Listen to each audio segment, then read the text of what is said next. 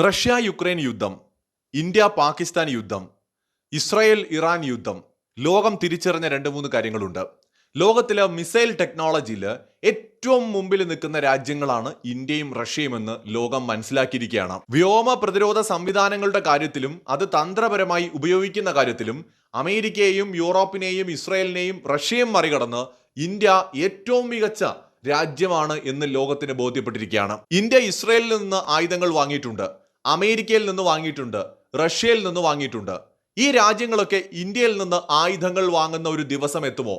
ഉറപ്പായും അങ്ങനെ ഒരു ദിവസം ഉണ്ടാകുമെന്നാണ് എക്സ്പേർട്സ് പറയുന്നത്.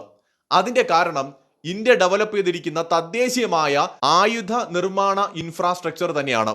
യൂറോപ്യൻ രാജ്യങ്ങൾ ഇന്ത്യയുടെ റോക്കറ്റ് സിസ്റ്റംസിലും മിസൈൽസിലും കണ്ണുവയ്ക്കുന്നുണ്ട്. സൗത്ത് ഈസ്റ്റ് ഏഷ്യൻ രാജ്യങ്ങൾക്ക് താല്പര്യമുണ്ട്, അറേബ്യൻ രാജ്യങ്ങൾക്ക് താല്പര്യമുണ്ട്, സെൻട്രൽ ഏഷ്യൻ രാജ്യങ്ങൾക്ക് താല്പര്യമുണ്ട്, ആഫ്രിക്കൻ രാജ്യങ്ങൾക്ക് താല്പര്യമുണ്ട്. അപ്പൊ ഇന്ത്യൻ ആയുധങ്ങൾക്ക് ഇപ്പോൾ തന്നെ ധാരാളം രാജ്യങ്ങൾക്ക് താല്പര്യമുണ്ട്. ഇന്ത്യ ഒരു സൂപ്പർ പവർ രാജ്യം എന്ന നിലയിലേക്ക് വളരുന്ന ഒരു രാജ്യമായിട്ട് നോക്കിയാൽ നമ്മൾ ബാല്യം പിന്നിട്ട് കൗമാരത്തിലേക്ക് എത്തിയിട്ടുള്ളൂ, നമ്മൾ യൗവനത്തിലേക്ക് എത്തിയിട്ടില്ല. പക്ഷേ കൗമാരത്തിലേക്ക് എത്തി നിൽക്കുന്ന അവസ്ഥയിൽ തന്നെ നമ്മുടെ ആയുധങ്ങളും നമ്മുടെ ടെക്നോളജിയും സൈനിക ശേഷിയും ലോകത്തെ വിസ്മയിപ്പിക്കുകയാണ്. ഇസ്രായേലിൽ നിന്ന് നമ്മൾ ആയുധങ്ങൾ വാങ്ങുന്നുണ്ട്, ഇന്ത്യയിൽ നിന്ന് ഇസ്രായേലും ചെറിയ തോതിലൊക്കെ ആയുധങ്ങൾ വാങ്ങുന്നുണ്ട്. ഉദാഹരണത്തിന് ഇന്ത്യൻ കമ്പനികളിൽ നിന്ന് ചെറിയ ആയുധങ്ങളും അതുപോലെ വെടിക്കോപ്പുകളും അതിന്റെ കമ്പോണൻസും സ്പെയർ പാർട്സും ഒക്കെയാണ് കൂടുതലായിട്ടും ഇസ്രായേൽ വാങ്ങുന്നത്. എന്നാൽ ഇന്ത്യയുടെ എയർ ഡിഫൻസ് സിസ്റ്റംസ്, ഇന്ത്യ നിർമ്മിക്കുന്ന ഡ്രോണുകൾ, ഇന്ത്യ നിർമ്മിക്കുന്ന മറ്റ് ഇതര ആയുധങ്ങൾ, ഒരുപക്ഷെ 5th ജനറേഷൻ എയർക്രാഫ്റ്റുകൾ അല്ലെങ്കിൽ 6th ജനറേഷൻ എയർക്രാഫ്റ്റുകളൊക്കെ ഭാവിയിൽ ഇസ്രായേൽ ഇന്ത്യയിൽ നിന്ന് വാങ്ങാൻ വളരെ വലിയ സാധ്യത കാണുന്നുണ്ട്. അമേരിക്കൻ നിർമ്മിത എയർ ഡിഫൻസ് സിസ്റ്റംസ് പലപ്പോഴും ഇറാന്റെ മിസൈലുകൾക്ക് മുമ്പിൽ വഴങ്ങി കൊടുക്കുകയാണ്, അല്ലെങ്കിൽ പ്രതിരോധം പാളിപ്പോവുകയാണ്. മിസൈൽ ആക്രമണങ്ങൾ കാര്യമായിട്ട് തന്നെ അവിടെ സംഭവിക്കുകയാണ്. ഈ സാഹചര്യത്തിൽ ഇന്ത്യയുടെ നൂതനമായ ആയുധങ്ങൾ കൂടുതൽ ചർച്ചയാവുകയാണ്.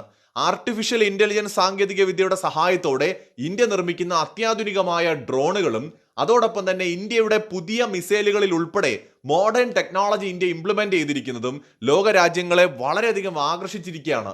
ഇന്ത്യ ലോകത്തിലെ ഏറ്റവും മികച്ച മിസൈലുകൾ നിർമ്മിക്കുന്ന രാജ്യവും അതോടൊപ്പം തന്നെ എയർ ഡിഫൻസ് സിസ്റ്റംസ് നിർമ്മിക്കുന്ന രാജ്യവുമായിട്ട് ഇന്ന് പൊതുവെ അംഗീകരിക്കപ്പെട്ടു തുടങ്ങിയിരിക്കുകയാണ്. ആർട്ടിഫിഷ്യൽ ഇന്റലിജൻസ് സാങ്കേതിക വിദ്യ ഉൾപ്പെടെയുള്ള മേഖലകളിൽ ഇന്ത്യ ലോകത്തെ ലീഡർഷിപ്പിലേക്ക് എത്തുക മാത്രമല്ല, ആ മേഖലയിലൂടെ ലോകത്തെ ഒരു സൂപ്പർ പവർ രാജ്യമായിട്ട് മാറുമെന്നും വിദഗ്ധരായിട്ടുള്ള ആളുകൾ അഭിപ്രായപ്പെടുന്നുണ്ട്. AI കുറിച്ച് പറഞ്ഞപ്പോഴാണ്, ഓരോ ദിവസം കഴിയുന്തോറും AI എന്ന് പറയുന്നത് വളർന്നുകൊണ്ടിരിക്കുകയാണ്. നമ്മുടെ തൊഴിൽ മേഖലയിലും AI സാധ്യതകൾ വളരെ കൂടുതലാണ്.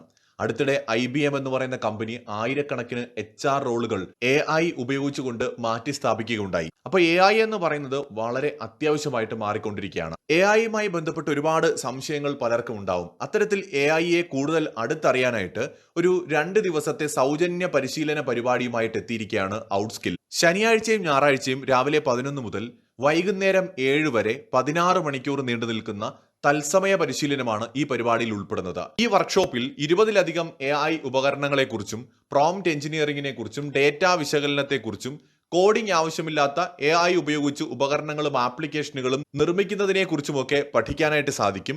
AI ജനറേറ്റഡ് ചിത്രങ്ങളും വീഡിയോകളും ഒക്കെ നിർമ്മിക്കാനും ശക്തമായ AI ഏജന്റുകൾ വികസിപ്പിക്കാനും ഒക്കെ സാധിക്കും. ആർട്ടിഫിഷ്യൽ ഇന്റലിജൻസ് എന്ന് പറയുന്നത് നമ്മൾ പ്രവർത്തിക്കുന്ന എല്ലാ മേഖലയിലും നമുക്ക് ആവശ്യമായി വരികയാണ്. അത് ടെക് മേഖലയിലായിക്കോട്ടെ, സെയിൽസിലായിക്കോട്ടെ, മാർക്കറ്റിംഗിലായിക്കോട്ടെ, HR ഓപ്പറേഷൻസിലായിക്കോട്ടെ, സ്വന്തം ബിസിനസ് ആയിക്കോട്ടെ, അതിലെല്ലാം നമുക്ക് AI ഇന്ന് അത്യാവശ്യമായി മാറിക്കൊണ്ടിരിക്കുകയാണ്. ഈ ഒരു പരിശീലന പരിപാടിയിൽ പങ്കെടുക്കാൻ ആവശ്യമായിട്ടുള്ള ലിങ്ക് ഡിസ്ക്രിപ്ഷൻ ബോക്സിനകത്ത് ഫസ്റ്റ് കമന്റ് ആയിട്ട് ഞാൻ പിൻ ചെയ്ത് കൊടുത്തിട്ടുണ്ട്. ഏറ്റവും പുതിയ എല്ലാ അപ്ഡേറ്റുകൾക്കും അവരുടെ വാട്സപ്പ് ഗ്രൂപ്പുകളിൽ ചേർന്നുവെന്നും ഉറപ്പുവരുത്തുക. 1999 മുതൽ ഇന്ത്യ നമ്മൾ എടുത്തു നോക്കിക്കഴിഞ്ഞാൽ വളരെ സ്ഥിരതയുള്ള ഭരണകൂടങ്ങൾ ഇന്ത്യയിലുണ്ട്. അതായത് 5 വർഷം പൂർത്തിയാക്കി തന്നെയാണ് ഓരോ ഭരണകൂടങ്ങളും അവസാനിച്ചിട്ടുള്ളത്. ഈ സമയത്ത് പാകിസ്ഥാൻ ഉൾപ്പെടെ ലോകത്തെ ഒരുപാട് രാജ്യങ്ങളിൽ ഭരണമാറ്റം തുടർക്കഥയായ സമയത്ത് ഇന്ത്യയിൽ അടൽ ബിഹാരി വാജ്പേയി 1999 മുതൽ 2004 വരെ ഭരിക്കുന്നു. അതിനുശേഷം മൻമോഹൻ സിംഗിന്റെ നേതൃത്വത്തിൽ 1ാം UPA സർക്കാർ ഉണ്ടാവുന്നു. അതിനുശേഷം 2ാം UPA സർക്കാർ വരുന്നു. അത് കഴിഞ്ഞ് നരേന്ദ്രമോദിയുടെ 1ാം ടേം, 2ാം ടേം, 3ാമത്തെ ടേമിൽ നമ്മളിപ്പോൾ എത്തി നിൽക്കുകയാണ്. ഏതാണ്ട് 1/4 നൂറ്റാണ്ട് ഇന്ത്യൻ രാഷ്ട്രീയത്തിൽ വലിയ കുഴപ്പങ്ങളില്ലാതെ ഓരോ ഭരണകൂടങ്ങൾക്കും 5 വർഷം തികയ്ക്കാൻ കഴിയുന്ന ഒരു സാഹചര്യം ഉണ്ടായിരിക്കുകയാണ്. ഇത് ഇന്ത്യയുടെ ഭാവിയിലേക്കുള്ള ഒരു വലിയ ഇൻവെസ്റ്റ്മെന്റ് തന്നെയാണ്. കാരണം ഏതൊരു രാജ്യത്തിനും വളരണമെങ്കിൽ സ്ഥിരതയുള്ള ഭരണകൂടങ്ങൾ അനിവാര്യമാണ്. പ്രത്യേകിച്ച് കഴിഞ്ഞ 10-12 വർഷമായിട്ട് ഇന്ത്യയിൽ വളരെ പവർഫുൾ ആയിട്ടുള്ള ഒരു ഗവൺമെന്റ് ഉണ്ട്. 1-2 UPA സർക്കാരും അടൽ ബിഹാരി വാജ്പേയിയുടെ സർക്കാരും ഒക്കെ എന്ന് പറയുന്നത് കുറെ കൂടി ദുർബലമായിരുന്നു, കാരണം കൂട്ടുകക്ഷി ഭരണമായതുകൊണ്ട്. ഇപ്പൊ 3ാം മോദി സർക്കാരിൻ്റെത് കൂട്ടുകക്ഷി ഭരണമാണെങ്കിലും മോദി ഗവൺമെന്റിൽ മോദിയും BJPയും ഭയങ്കരമായിട്ട് ഡോമിനേറ്റ് ചെയ്ത് തന്നെയാണ് ഇപ്പോഴും നിൽക്കുന്നത്. അപ്പൊ അതുകൊണ്ട് തന്നെ ഈ ഒരു 10-12 വർഷം ഇന്ത്യയെ സംബന്ധിച്ചിടത്തോളം വളരെ സ്ട്രോങ് ആയിട്ടുള്ള ഒരു പൊളിറ്റിക്കൽ സ്ട്രക്ചർ ഇന്ത്യയിൽ ഉണ്ടാവുന്നതിന് കാരണമായിട്ടുണ്ട്.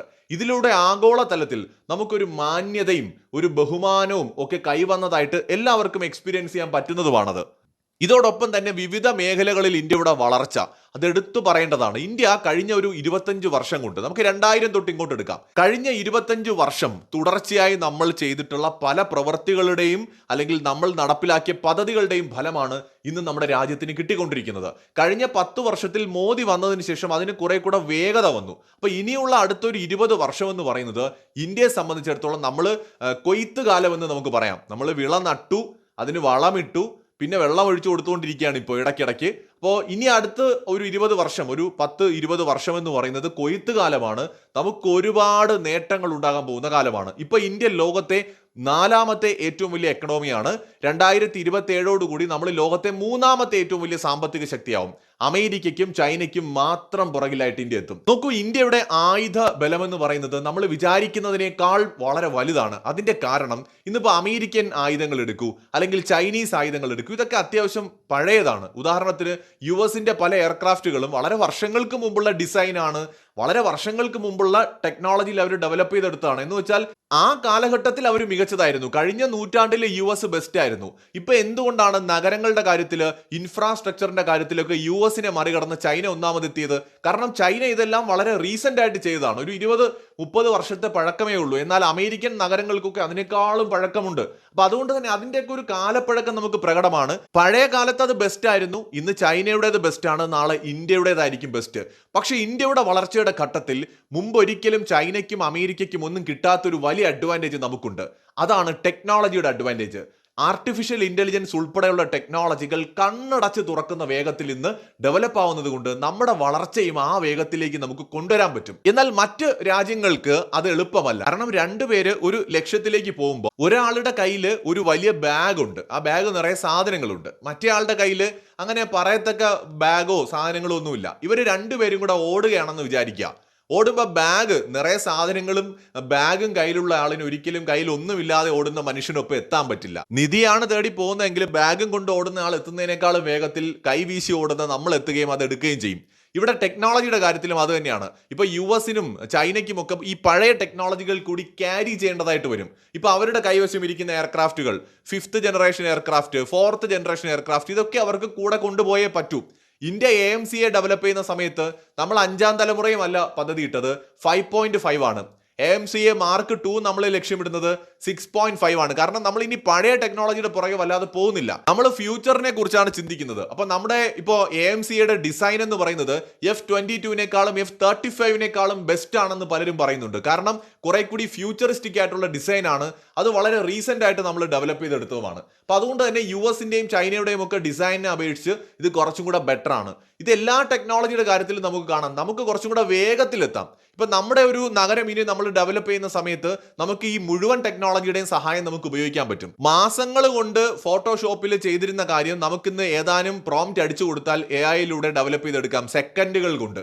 അപ്പൊ ടെക്നോളജി എത്രത്തോളം മാറി നോക്കൂ. ഇത് എല്ലാ മേഖലയിലുമുണ്ട്.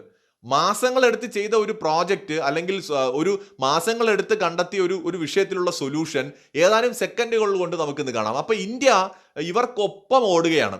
അതേ സമയത്ത് നമുക്ക് പഴയ ബാഗേജ് ഒന്നും നമ്മുടെ കയ്യിലില്ല. അപ്പൊ അതുകൊണ്ട് നമ്മുടെ ഒരു വളർച്ച എന്ന് പറയുന്നത് മറ്റുള്ളവരെക്കാൾ വേഗത്തിൽ എത്തുമെന്ന് തന്നെയാണ് പ്രതീക്ഷിക്കുന്നത്. ഇപ്പൊ ടെക്നോളജിയുടെ കാര്യം നമ്മൾ പറഞ്ഞു, മിസൈലിന്റെ കാര്യം, ഇന്ത്യൻ മിസൈലുകൾ വൺ ഓഫ് ദ ബെസ്റ്റ് ആണ് ലോകത്തുനിന്ന്. ഇപ്പൊ ബ്രഹ്മോസ് പോലെ ഒരു മിസൈൽ അമേരിക്കയുടെ കയ്യിലില്ല, അല്ലെങ്കിൽ ചൈനയുടെ കയ്യിലില്ല. ഇത് നമ്മൾ മനസ്സിലാക്കണം. ബ്രഹ്മോസ് എന്ന് പറയുന്നത് യുണീക്ക് ആയിട്ടുള്ള ഒരു മിസൈലാണ്. അത്രയും പവർഫുൾ ആയിട്ടുള്ള, അത്രയും വേഗതയുള്ള ഒരു മിസൈലാണ് ബ്രഹ്മോസ് എന്ന് പറയുന്നത്. അതുപോലെ ഹൈപ്പർസോണിക് ടെക്നോളജിയിൽ ഇന്ത്യ അതിവേഗത്തിൽ വളരുകയാണ്.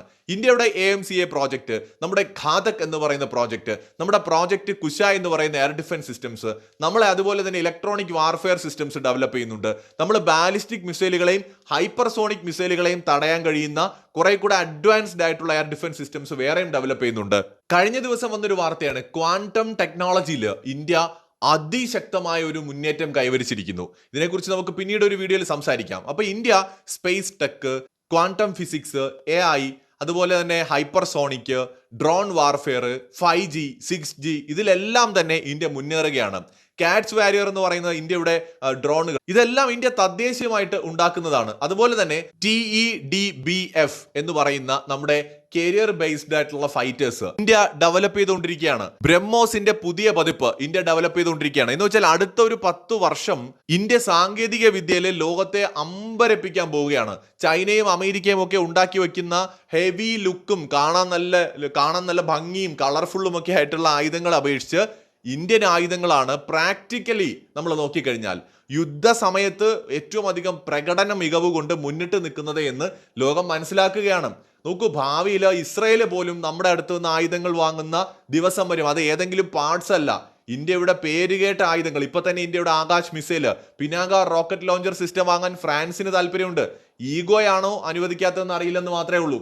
പല രാജ്യങ്ങൾക്കും താല്പര്യമുണ്ട്. യൂറോപ്യൻ രാജ്യങ്ങൾ ഇന്ത്യൻ ആയുധങ്ങൾ വാങ്ങാൻ പോകുന്ന ഒരു കാലഘട്ടമാണ് നമ്മൾ കാണാൻ പോകുന്നത്. ഇത് 100% സംഭവിക്കാൻ പോകുന്നതാണ്. ലോകത്തെ എക്സ്പേർട്ടുകൾ പറയുന്ന കാര്യം കൂടിയാണിത്. കാരണം പാകിസ്ഥാനെതിരായിട്ടുള്ള നമ്മുടെ യുദ്ധം ലോകത്തെ വിസ്മയിപ്പിച്ചിട്ടുണ്ട്. അമേരിക്കയുടെ കണ്ണ് തുറപ്പിച്ചിട്ടുണ്ട്. അമേരിക്ക പോലും പ്രതീക്ഷിച്ചിട്ടില്ല ഇന്ത്യ ഇങ്ങനെ ഒരു സ്ട്രാറ്റജി യൂസ് ചെയ്യുമെന്ന്. ഇപ്പതാ യുക്രൈനും റഷ്യയും ഇസ്രായേലും ഇറാനും ഒക്കെ ഈ തന്ത്രങ്ങൾ പയറ്റുകയാണ്. സോ ഇന്ത്യൻ ആർമി, ഇന്ത്യയുടെ DRDO പോലെയുള്ള, ഇസ്രോ പോലെയുള്ള നമ്മുടെ സ്ഥാപനങ്ങൾ, അതിൽ പ്രവർത്തിക്കുന്ന സയന്റിസ്റ്റുകൾ, ഇവരുടെയൊക്കെ ആ ഒരു എഫേർട്ട് അത് ഫലം കാണുന്നുണ്ട് എന്ന് തന്നെയാണ് മനസ്സിലാവുന്നത്. തീർച്ചയായിട്ടും ഇനിയുള്ള ഒരു 20 വർഷം ഇന്ത്യ ലോകത്തെ ഒരു മേജർ സൂപ്പർ പവർ എന്ന പൊസിഷനിലേക്ക് ഉയരുന്ന ഒരു കാലഘട്ടമാണ് വരാൻ പോകുന്നത്. വീഡിയോയുടെ തുടക്കത്തിൽ പറഞ്ഞ AI സൗജന്യ പരിശീലന പരിപാടിയുടെ കാര്യം മറക്കേണ്ട. താല്പര്യമുള്ളവർ ജസ്റ്റ് ഒന്ന് അറ്റൻഡ് ചെയ്ത് നോക്കുക. ഞാൻ ലിങ്ക് ഡിസ്ക്രിപ്ഷൻ ബോക്സിനകത്തും കമന്റ് ബോക്സിനകത്തും നൽകിയിട്ടുണ്ട്.